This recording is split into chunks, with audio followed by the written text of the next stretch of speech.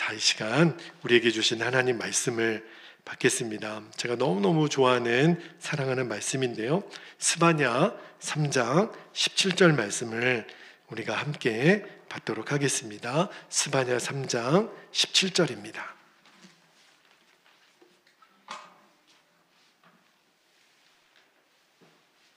자, 저와 여러분이 말씀을 함께 받겠습니다. 시작.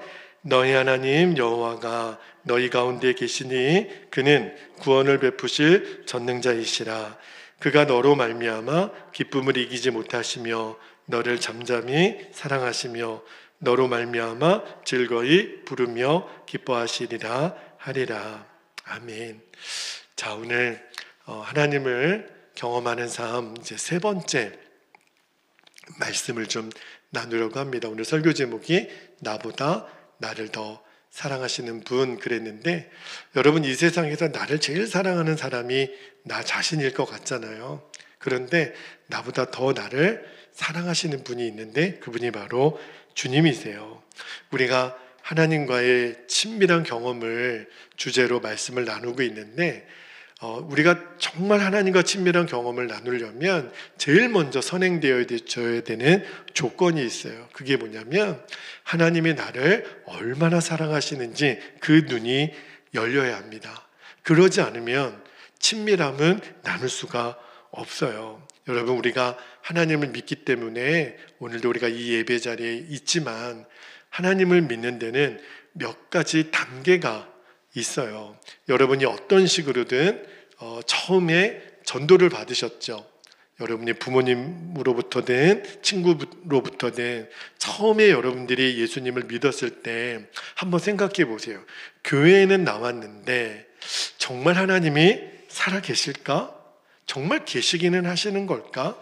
그런 믿음, 그러니까 완전히 믿는 것도 아니고 완전히 또 안 믿는 것도 아닌 그런 좀 어정쩡한 단계가 있어요. 만약에 아예 하나님을 인정하지 않았다면 교회도 나오지 않았겠죠. 그러니까 처음에는 하나님을 믿으면서도 뭔가 확신이 없는 그런 의심하는 단계를 누구나 다 거칩니다. 그때는 안타깝게도 하나님과의 교제가 없어요.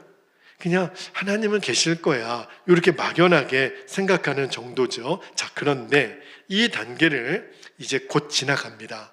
이제는 하나님이 살아계시다라는 게 분명히 믿어지는 단계가 와요. 제가 우리 성도님들 중에도 믿음의 연차가 조금씩 지나가면서 그 믿음이 성장하고 있는 것을 봅니다. 아, 하나님에 대한 이제 확신의 단계로 들어가시는구나. 하나님이 살아계심을 이제 분명히 알고 계시는구나. 자, 그런데 그 단계를 지나갈 때 우리가 한 가지 조심해야 될 게 있는데, 그게 뭐냐면 하나님의 존재에 대해서는 강하게 느껴져요. 그런데 그때 느껴지는 하나님이 참 두렵습니다. 하나님을 처음에는 알면 알수록 하나님이 무서워요.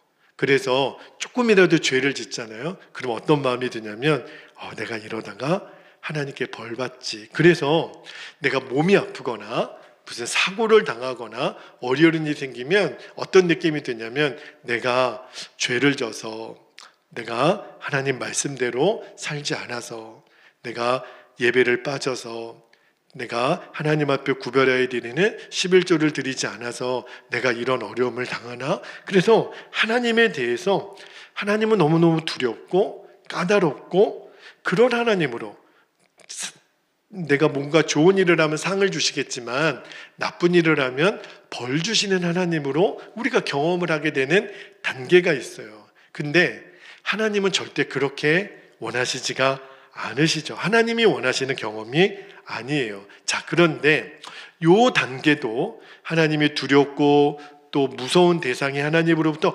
조금만 더 지나가면 그때 이제 우리가 십자가를 통과했다 그러죠. 십자가를 우리가 통과하면 이제 진짜 하나님에 대해서 알아가는 눈이 열리는데, 그때 제일 먼저 하나님에 대해서 우리가 깨달아지는 게 뭐냐면 하나님은 나를 너무너무 사랑하셔.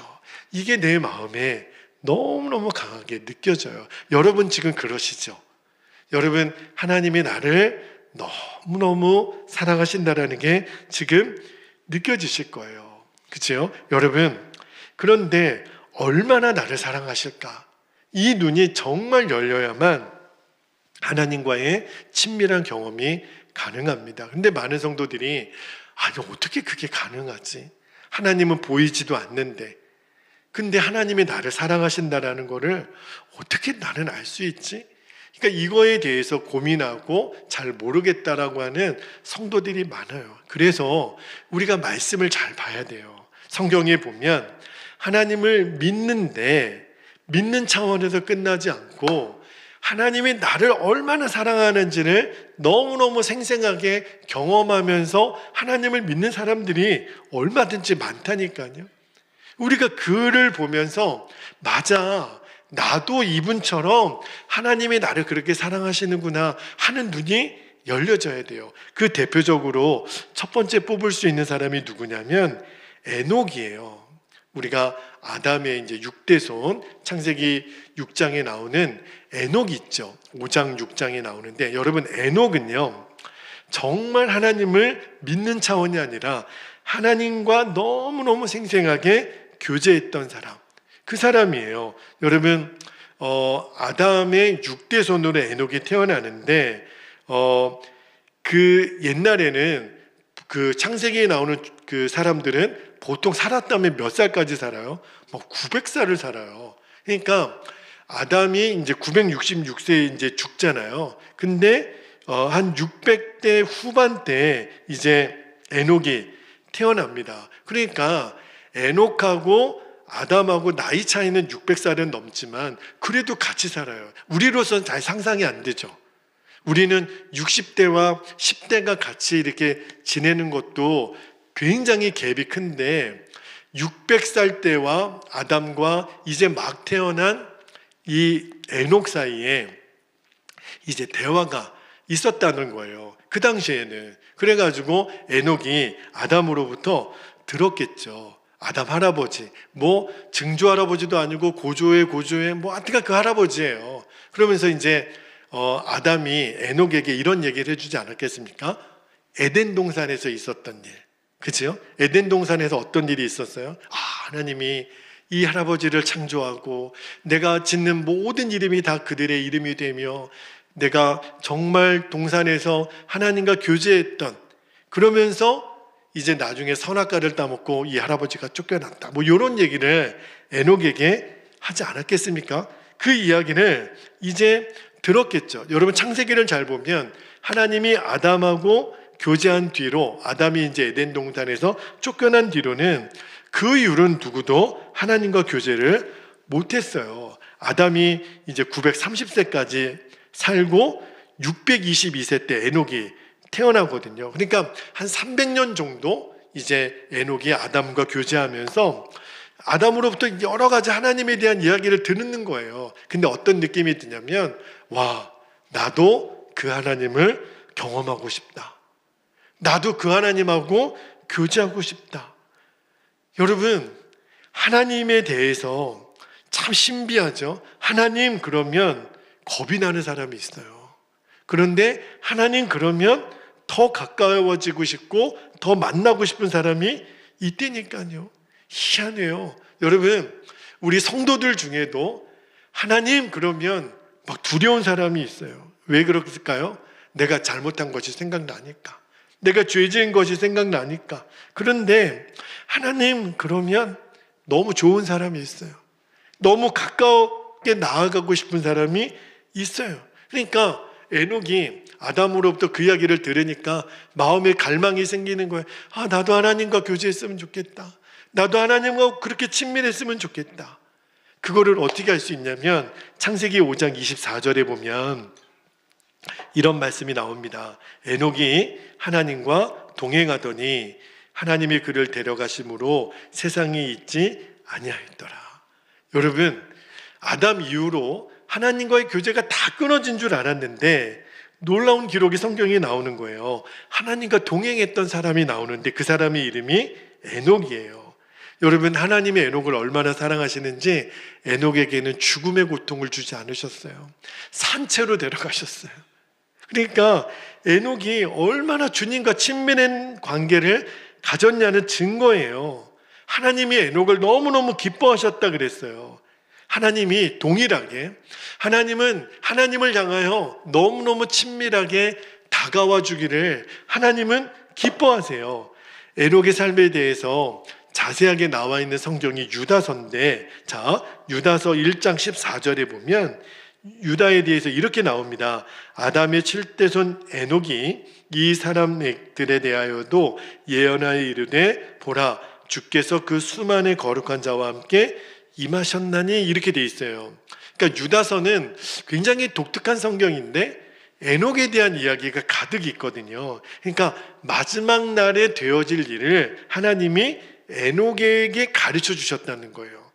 여러분, 사도 바울이 3층 천에 올라가서 신비한 체험을 했죠. 정말 어떤 체험을 했는지 우리로서는 상상하기가 어려운데 에녹도 그러한 비슷한 체험을 했는데 마지막 날에 심판은 이렇게 될 거야라고 에녹에게 가르쳐 주셨다는 거예요. 66권 정경에는 들어와 있지 않지만 외경이라고 하는 또 다른 성경에 보면 에녹서라는 외경이 있다는 거예요. 거기에 보면 이 심판에 대한 기록이 있다고 하더라고요. 여러분, 에녹은 하나님과 너무너무 친밀했다는 거예요. 그래서 하나님이 그에게 마지막 심판의 날을 다 가르쳐 줄 정도로. 그래서 히브리서 11장 5절에 보면 에녹에 대해서 이렇게 얼마나 친밀한 교제를 가졌냐면 하나님이 그를 너무 기뻐했다라는 표현이 나와요. 자, 히브리서 11장 5절에 보면 믿음으로 에녹은 죽음을 보지 않고 옮겨졌으니 하나님이 그를 옮기심으로 다시 보이지 아니하였느니라. 그는 옮겨지기 전에 하나님을 어떻게 해요? 기쁘시게 하는 자라 증거를 받았느니라. 여러분, 얼마나 흥분된 말이에요. 저는 저와 여러분이 하나님을 기쁘시게 하는 자라고 그렇게 하나님이 여겨주시기를 축복합니다. 에녹이 하나님께 어떻게 대했는가를 느낄 수 있는 부분 아닙니까? 그러니까 에녹은 하나님이 두려운 분이 아니에요. 하나님이 까다로운 분이 아니에요. 그냥 하나님은 너무 좋아요. 하나님은 너무너무 가깝게 하고 싶은 분이에요. 여러분, 오늘 이게 포인트예요. 우리가 하나님을 경험하는 데 있어서 여러분, 하나님이 그런 아주 중요한 그런 분이라도 우리에게 너무너무 중요한 조건을 하나 말씀하시는데 그게 뭐냐면 저와 여러분이 하나님을 진짜 좋아하는 거예요. 하나님을 믿는 차원에서 한 걸음 더 나아가서 하나님, 저도 에녹처럼 하나님이 너무 좋아요. 하나님이 좋아지기를 원해요. 여러분, 찬양 중에 내 이름 아시죠? 라는 찬양이 있죠. 그 찬양에 보면 내 이름 아시죠? 이게 무슨 고백이에요? 하나님이 내 마음을 다 아신다는 거예요. 여러분, 지금 저와 여러분의 마음의 생각을 하나님은 다 아세요. 그런데 이것이 누군가에게는 말할 수 없는 기쁨이고 감사해요. 하나님이 나에 대해서 다 아신다. 내 마음의 생각까지. 근데 이게 어떤 사람에게는 두려움이 됩니다.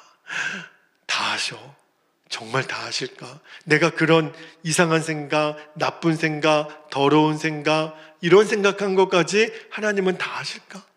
내 옆 사람은 모를 것 같은데, 내 아내는 모르고 내 자녀들은 모를 것 같은데 하나님은 다 아실까? 다 아세요. 왜냐하면 하나님이 저와 여러분을 창조하셨기 때문에. 그러므로 여러분, 이제 정신 바짝 차려야 됩니다. 나의 모든 것을 알고 계시는 하나님이시라면 그분과 우리가 어떻게 친해지겠어요? 내 마음을 잘 준비해야 됩니다. 그게 핵심이에요. 사람은 저와 여러분의 외모를 보죠. 여러분, 오늘 교회 오시기 전에 거울을 한 번씩 보셨을 거예요. 그죠? 지금도 우리는 옆에 있는 사람이 의식이 돼요. 그런데 하나님은 우리의 외모는 별로 관심이 없으세요.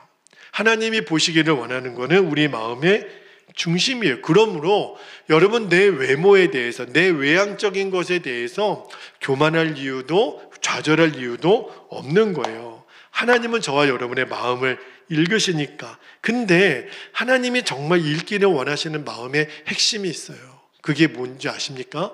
내가 혼자 있을 때 어떤 사람이냐는 거예요. 하나님은 저와 여러분을 주목하실 때 여러 사람과 함께 있을 때 저와 여러분을 주목하시는 게 아니라 나 혼자 있을 때, 다른 사람하고 지금 같이 있지 않을 때 나를 하나님이 주목하세요. 그때 내가 하나님을 의식할 수 있는 사람인가? 그때 내가 하나님을 예배할 수 있는 사람인가? 여러분은 어떠세요? 여러분 혼자 있을 때, 그죠? 아마 보통 그 혼자 있는 시간이 자유시간이나 휴식시간이나, 그죠? 그런 시간일 거예요. 아내도 없고 남편도 없고 자식도 없고 부모님도 없고 아무도 없는, 다른 성도들도 없는 나 혼자만의 그 시간, 나는 어떤 사람인가? 하나님이 그 시간을 주목하신다는 거예요. 여러분, 성경에 하나님의 마음에 합한 자라고 인정을 받았던 한 사람이 있죠. 누구죠? 다윗이에요. 다윗은 하나님의 마음에 합했다 그랬어요. 왜 그럴까요? 하나님은 그의 중심을 보셨으니까. 그런데 도대체 다윗의 마음이 어떤 마음이었길래 하나님은 그의 마음이 쏙 들었다고 하셨을까? 우리는 알죠. 다윗이 얼마나 엄청난 죄를 저질렀습니까? 밧세바와 간음했죠. 우리아를 죽였죠. 우리 생각해 보면 그 정도까지 죄를 진 사람을 하나님은 어떻게 마음이 합한 사람이라고 하셨을까? 그죠? 여러분, 이유가 있는 거예요. 하나님은 다윗의 어렸을 때부터 모든 성장 과정을 다 보셨거든요. 특히 어렸을 때 들판에서 양을 칠 때 아무도 보는 사람이 없었어요. 사무엘이 이새의 아들들 중에 왕감으로 기름 부으러 왔을 때도 다윗은 그 칠형제 중에 없었습니다.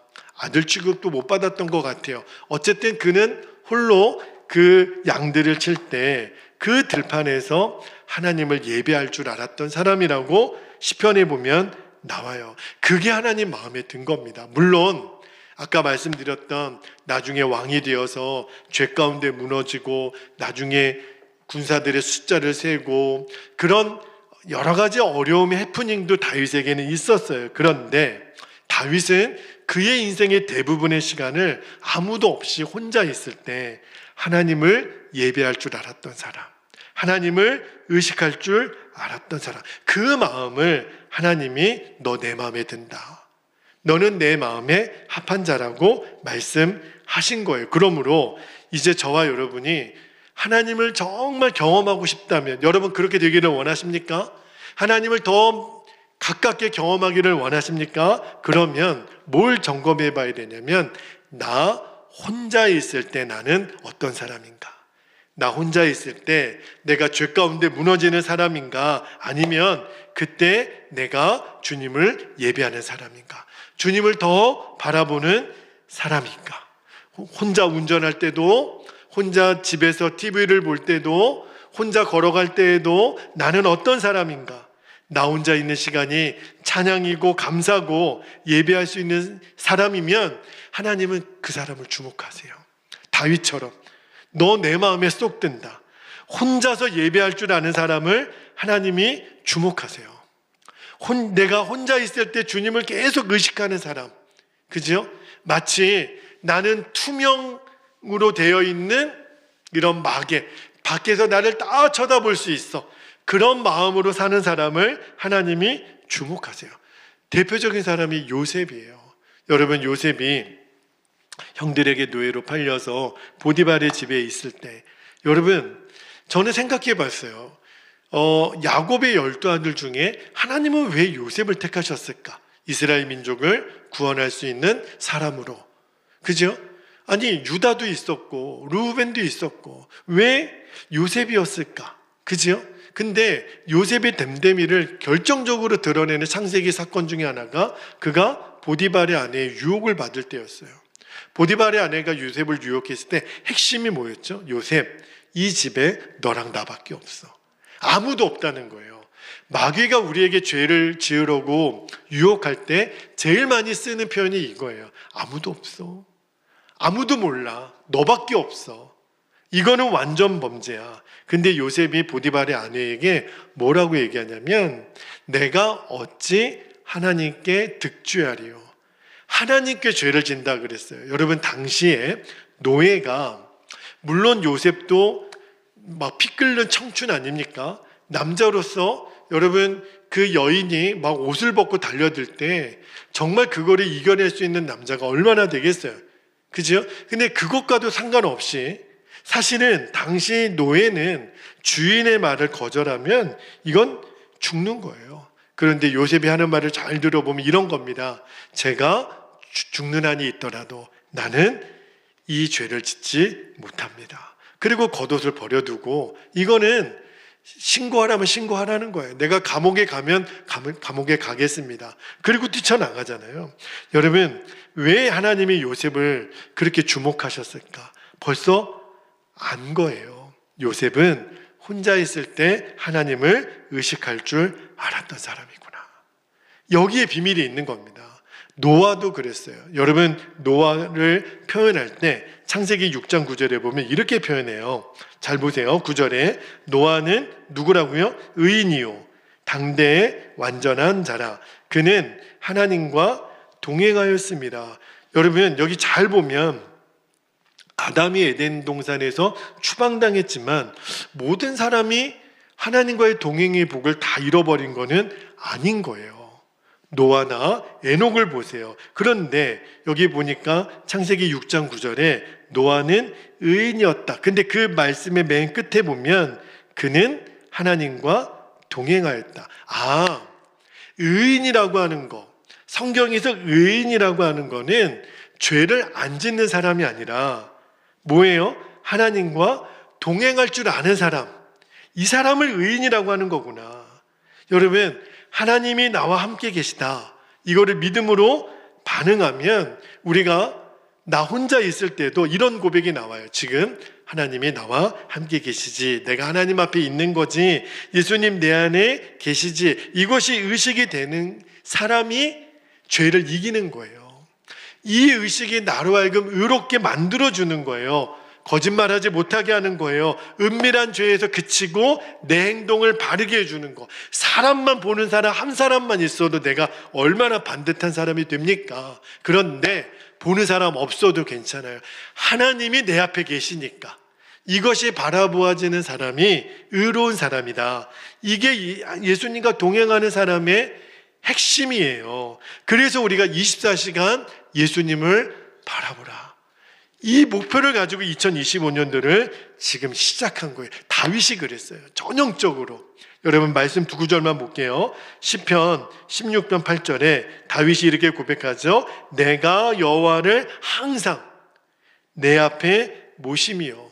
그리고 시편 27편 4절에도 내가 여호와께 청하였던 한 가지 곧 그것을 구하리니 곧 나로 내 생전에 여호와의 집에 거하여 여호와의 아름다움을 앙망하며 그 전에서 사모하게 하실 것이다. 할렐루야. 저는 우리 권사님께서 간증 때도 나눠주셨기 때문에 이제 일을 이제 세상에서 이제 돈을 벌기 위해서 일하는 것이 멈춰지게 되면 늘 교회에서 주의 성전 문지기가 되시고 그리고 이제 트럭으로 이제 음식이며 차며 이렇게 돌아다니면서 전도하고 싶은 그 마음의 소원을 나눠주시는데 그게 권사님 다윗의 마음이에요. 내가 늘 여호와의 전에 거하고 싶은 그 마음이 얼마나 복된 마음인지. 그러니까 다윗은 뭐 노후 걱정, 여러분 그는 왕이었으니까 그랬을지 모르겠지만 그렇지 않아요.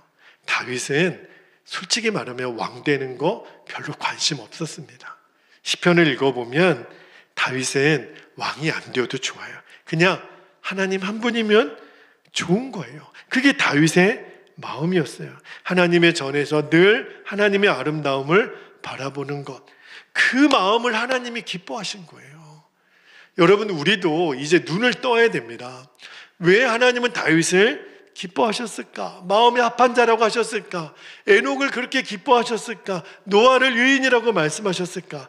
그 마음, 하나님 그분만을 원하는 그 마음, 여러분, 이거는 우리도 못할 게 아니에요. 이거는 에녹이나 노아나 요셉이나 다윗이나 이런 사람들에게만 주신 특별한 은혜가 아니에요. 우리는 지금도 에녹처럼 다윗처럼 이제 우리들의 마음에 하나님, 제가 원하는 것은 하나님 당신입니다.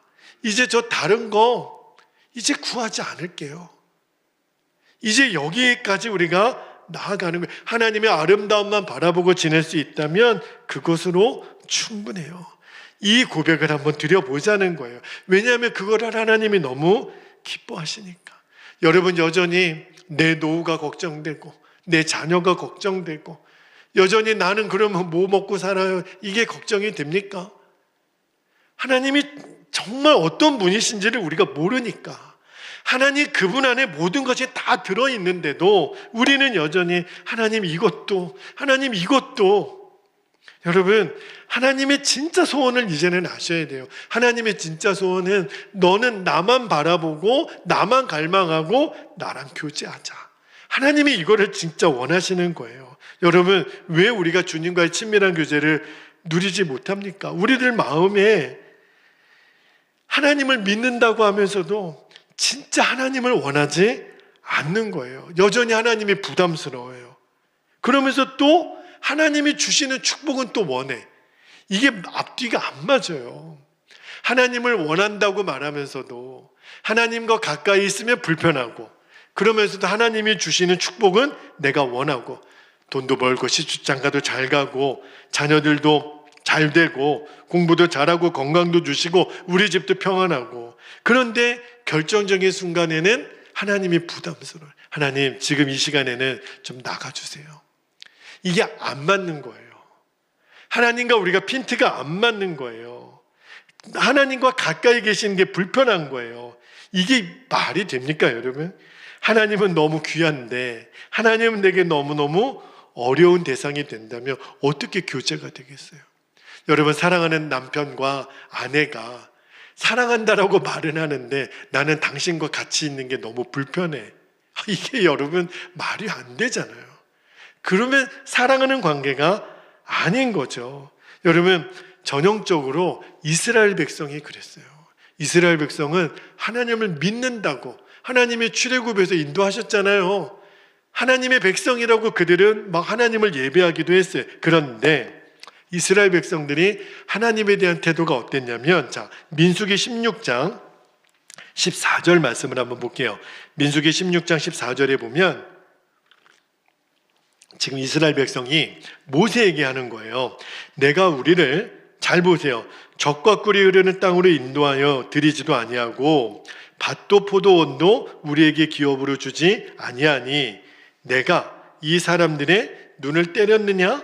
우리는 올라가지 아니하겠노라. 이게 지금 무슨 배경이냐면 이제 가나안 땅으로 올라가야 돼요. 그런데 지금 이스라엘 백성들이, 아니 가나안 땅에 너무너무 강력한 족속들이 있으니까 못 올라가겠다 그러면서 모세를 원망하는데, 근데 이 민수기 16장 14절 말씀을 잘 보면 이들의 진짜 관심이 나와요. 이스라엘 백성들의 진짜 관심은 하나님이 아니에요. 뭐죠? 젖과 꿀이 흐르는 땅, 그리고 밭과 포도원.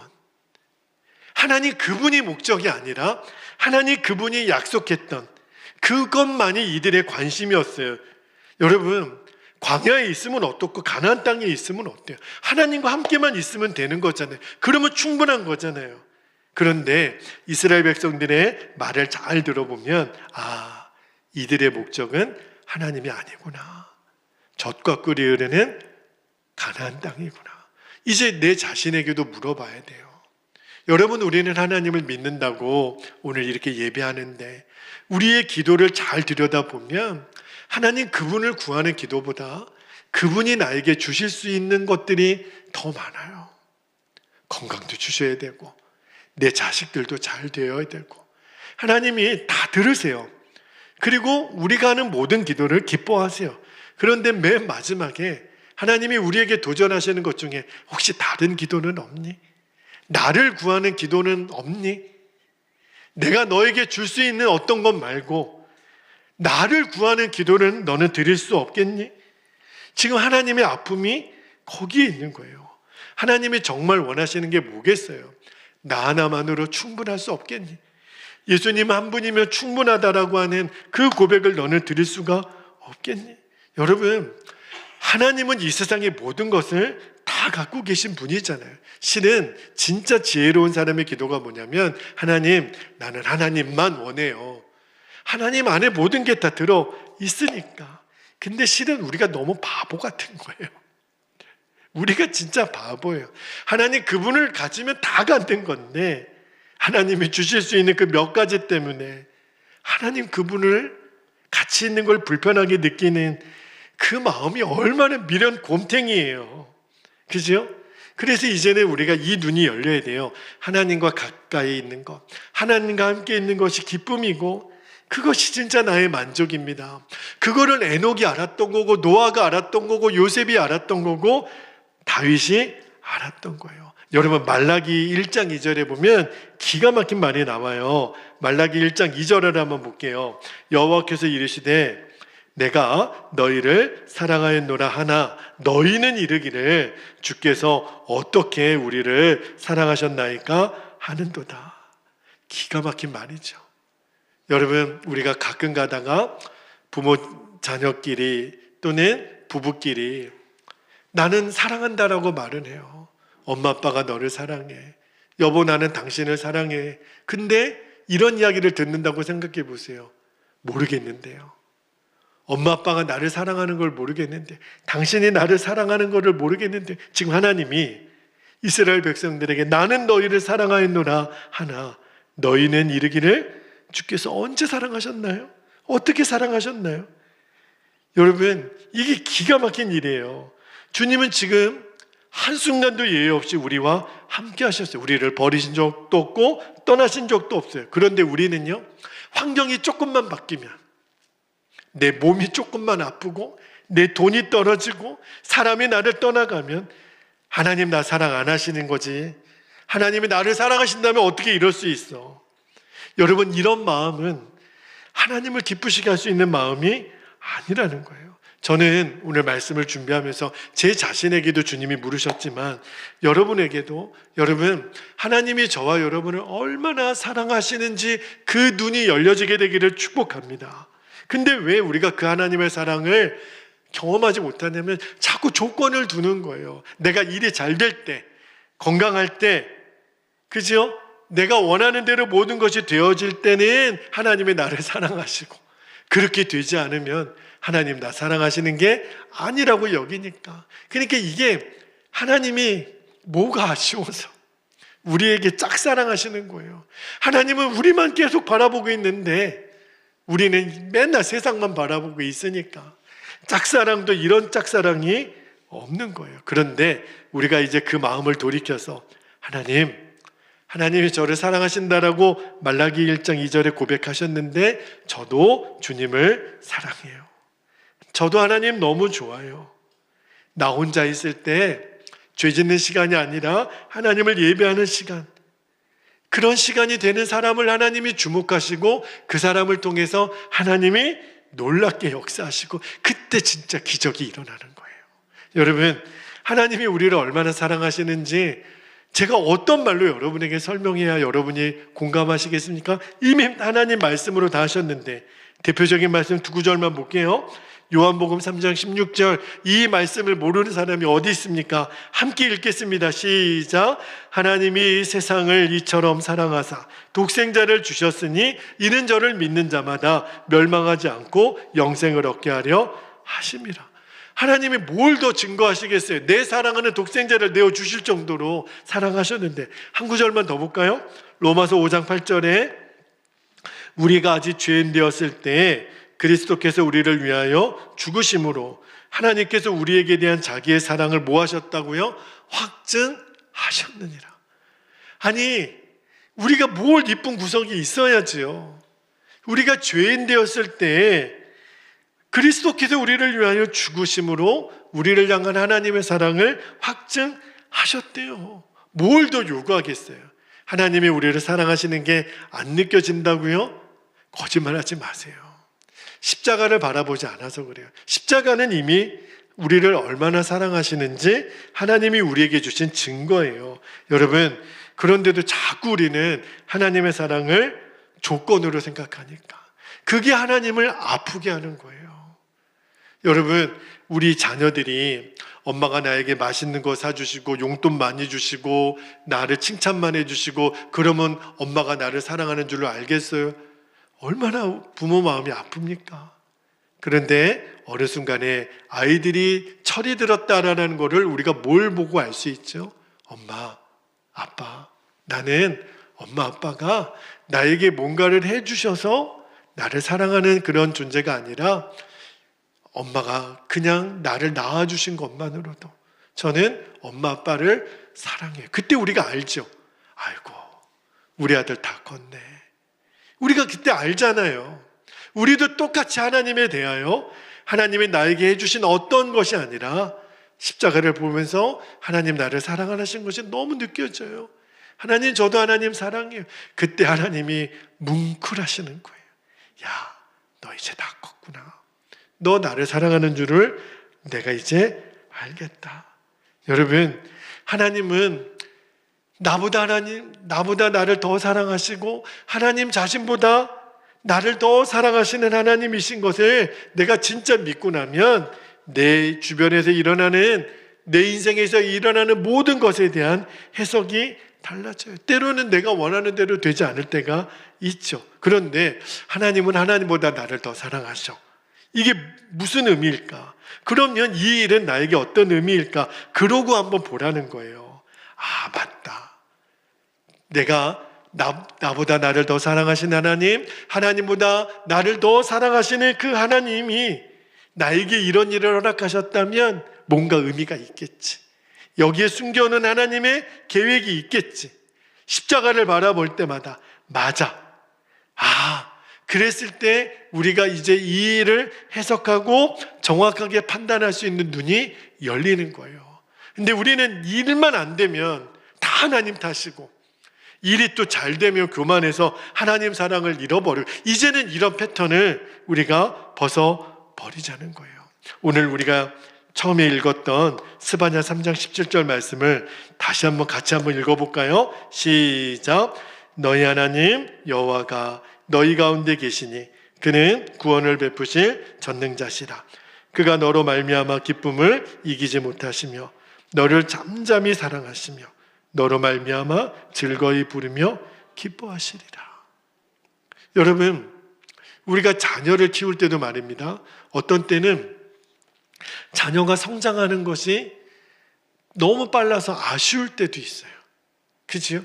품 안의 자식일 수도 있겠지만 우리가 아이를 생각하는 마음을 한번 잘 생각해 보면 무슨 조건이 있고 무슨 대가가 있어요. 그죠? 그 존재만으로도 사랑스럽고 보고 싶고 안아주고 싶고 그게 누구의 마음인지 아십니까? 하나님의 마음이에요. 우리를 바라볼 때 기쁨을 이기지 못하신대요. 얼마나 좋으면, 우리가 얼마나 사랑스러우면. 그렇죠?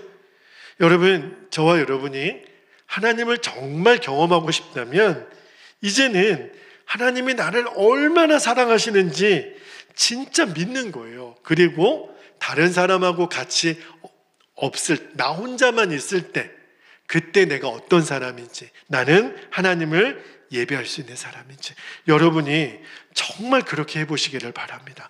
혼자 있을 때 하나님께 감사하고 하나님을 예배하고 기도할 줄 알았던 사람, 그러면 하나님은요 저와 여러분에게 하나님이 어떠한 분이신지를 마음껏 경험하게 해줄 수 있는 은혜를 주실 거예요. 이게 진짜 은혜예요. 여러분, 하나님은 다시 한번 말씀드리지만 저와 여러분을 너무너무 사랑하세요. 이거는 정말 팩트고 진리예요. 여러분, 우리가 아직도 하나님 잘 모르겠다고 그러고 하나님 가까이 하기 힘들다 그러고 아직 몰라서 그래요. 그 사랑의 깊이가 얼마나 크고 위대한지. 그죠? 그러니까 하나님보다 하나님이 주실 것에 대해 관심이 더 많으니까 그래요. 진짜 그게 본질이 아닌데 하나님 그분에 대해서 알면 알수록 하나님이 그분이 주시는 것에 대해서는 그냥 보너스예요. 여러분, 이제 우리가 기도할 텐데 오늘 다른 건 다 잊어버려도 하나님의 나를 얼마나 사랑하시는지에 대한 그 하나님의 마음은 여러분들이 꼭 붙들게 되기를 축복합니다. 그러면 하나님 그분이 주실 것에 대해서 관심이 아니라 하나님 그분에 대해서 우리의 관심의 깊이가 더 커지게 되기를. 에녹이 그랬고 노아가 그랬고 요셉이 그랬고 다윗이 그랬던 것처럼, 그죠? 그러면 스바냐 3장 17절의 말씀이 그대로 구구절절히 나에게 느껴집니다. 이제 우리 함께 기도하겠습니다. 두 가지 기도 제목을 여러분과 좀 나누고 기도하기를 원하는데, 자, 첫 번째입니다. 스바냐 3장 17절의 말씀을 나를 향해 주시는 하나님의 사랑의 고백으로 진짜 이제는 누리는 거예요. 그죠? 나보다 나를 더 사랑하시고 하나님 자신보다 나를 더 사랑하시는 그 하나님의 사랑을 확신하게 하옵소서. 두 번째, 이제 나홀로 있는 은밀한 시간이 죄에 무너지는 시간이 아니라 하나님을 예배하는 시간이 되게 하옵소서. 에녹처럼 노아처럼 요셉처럼 다윗처럼 주님과 늘 동행하는 삶을 살게 하옵소서. 이 두 가지 기도 제목을 우리가 붙잡고 주님의 이름을 간절히 부르신 후에 통성으로 기도하겠습니다. 주여